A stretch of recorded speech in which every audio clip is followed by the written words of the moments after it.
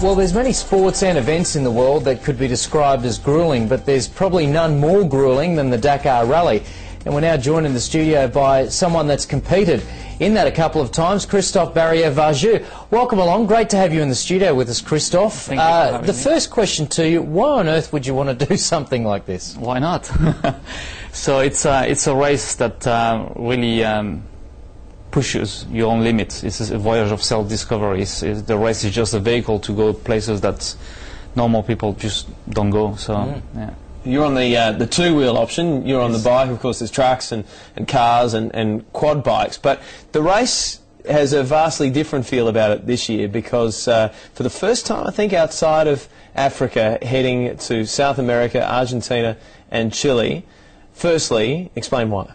Well, the first time in 30 years that the race has been held outside of Africa, and for the 30th anniversary, so that's a big thing. Last year, the Dakar Rally was cancelled 18 hours before the race started, was due to start, due to terrorist threats.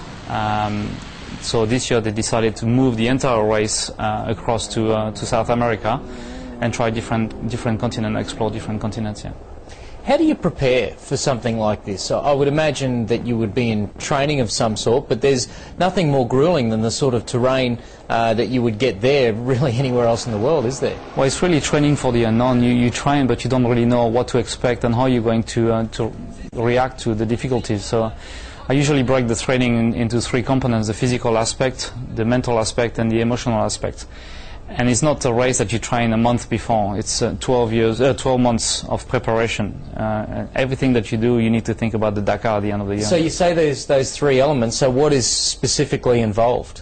Or the physical side is like you really need to push your body hard and increase your volume of your volume of oxygen that you can take in, and increase the size of your heart, be able to recuperate very quickly without building any lactic acid in your body.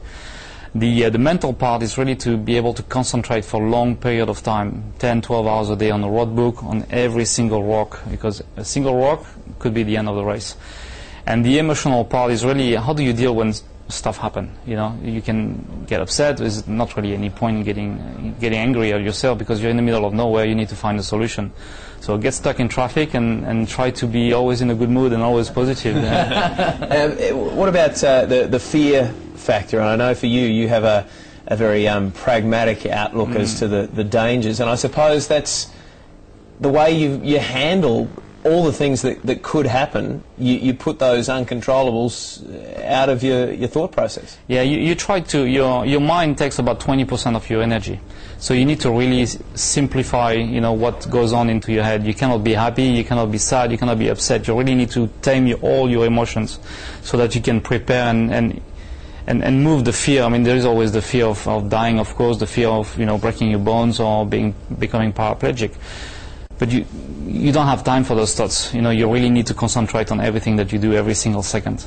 For the uninitiated, tell us how a race actually unfolds. I mean, do you camp out over a night? What sort of provisions do you take with you? Do you have a team that follows you? Do you have radio communication? So no radio communication. We usually start about 4 o'clock in the morning. That's the time we wake up. Anywhere between 3 and 4, 4:30, quarter to 5 in the morning, we're already on the bike. And the start of the special is usually at sunrise. So we have a big breakfast in the morning. We have they give us a small plastic bag with some power bars for the day, and that's about it. At the refueling point, they give us some extra water, and you race on an empty stomach the entire day, and at night you enjoy your dinner. Right. But so you think you're very hungry, but through all the effort, your stomach is pretty small, so you feel hungry, but after a few bites, like, it's...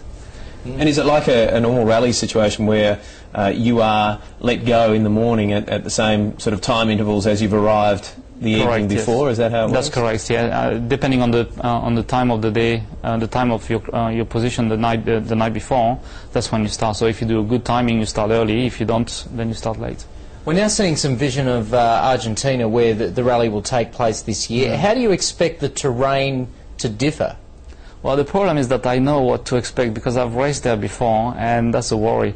It's very, very difficult. There is hundreds and hundreds of kilometers of dry riverbed full of rocks, massive rocks. and those really hammer your wrist and all your body. Then we cross the Andes, where we're going to be racing at 3,000 to 4,000 meters in altitude. So we have to deal with the quick ascent. Usually doctors recommend 500 meters each day. If you climb a mountain, we're going to be climbing that in a couple of hours. So the lack of oxygen is going to create a lot of issues with the riders. And then in Chile, we'll be moving into the, most people don't know, the biggest sand dunes in the world, nearly 500 meters tall. It takes a kilometer to go up, a kilometer to go down. So that's going to be difficult. And the time of the year is summertime, so it's going to be 40 to 45 degrees probably. And some of the areas you go through, from what I've read, are populated, and I noticed that organisers have sort of issued for the locals do's and don'ts along the lines of please don't cross the course when there's traffic, which to me seems a bit of a no-brainer, but other things like, you know, don't build fires, obviously because of smoke and things like that. Is that something you've had to deal with in your previous races in Africa, that population, or has it been, is this largely a new thing that there will be populated areas that you'll be going through? In the small villages in Africa, the populations were really well contained. In South America, it might be a bit more difficult because people have a much bigger heart. They are a lot more enthusiastic. But I don't expect this to become a problem. You know, it should be fine. Yeah. Dangers, I'm sure there's many. What's been the worst thing that's happened to you? Oh, where do we start? Probably riding in my first Dakar. I had a big crash where I cracked my nose, dislocated my shoulder, hurt my kidney and my knee. It took me 20 minutes. I managed to reinsert the shoulder into my body. I took off again, and 200 kilometers later I had another fall, broke 3 ribs. Somebody helped me get back on a motorcycle, and I rode 220 kilometers through the Moroccan desert back to the bivouac. So that was one. The second one was racing 4 days without eating or drinking in Brazil. I lost 8 kilos in 4 days, nearly swallowed my tongue. Because it swallowed your tongue? Nearly, and the tongue started to get in, and I had to get intravenous to be able to keep going. Wow. Of course, the race has an emotional connection for a lot of Australians, because they'll remember a couple of years ago, a very popular South Australian, Andy Caldecott, was killed in the race. Has that made returning for you a more special thing? Is there, you know, something that you take with you into this race because of his death? It's almost like you want to go back and prove that, you know, whatever he did the right thing. Whether he died or he stayed alive, I mean, it's pretty sad, but you really want to prove to whatever forces is out there that you can do it. And it doesn't matter if people die, they die willingly. Nobody forced anyone to do this race. So it's the racers push themselves to a certain limit where you take more risks. So you really need to contain those. But the unexpected always happen. You can hit a rock out of nowhere, or you know, you never know. So. But yeah, you think about those things, and you try not to think about it because, you know, you want to stay concentrated on what you're doing, so you try to put it in a small corner in your mind. Yeah, but you know, it's sad. It's such a great rider for Australia, yeah. But a lot of people have died, unfortunately, in this race.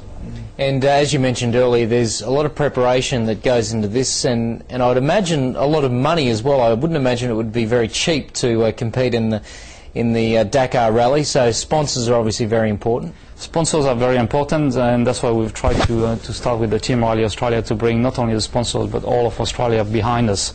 If we get the support of the population, then you know, the companies will go through it. The budgets, I'll let you do the calculation, works out at $13 per kilometre for a motorcycle. Okay. 5,650 so. Plus the rest of it. Yeah. Plus the liaison, yeah. Yeah, okay. January the 3rd, 530 teams, what have we got, 14 stages, yes. And we wish you all the very best of luck. Thank you very much. It's a fantastic thing. Thank you. Thank you, Christophe. Thanks for dropping by.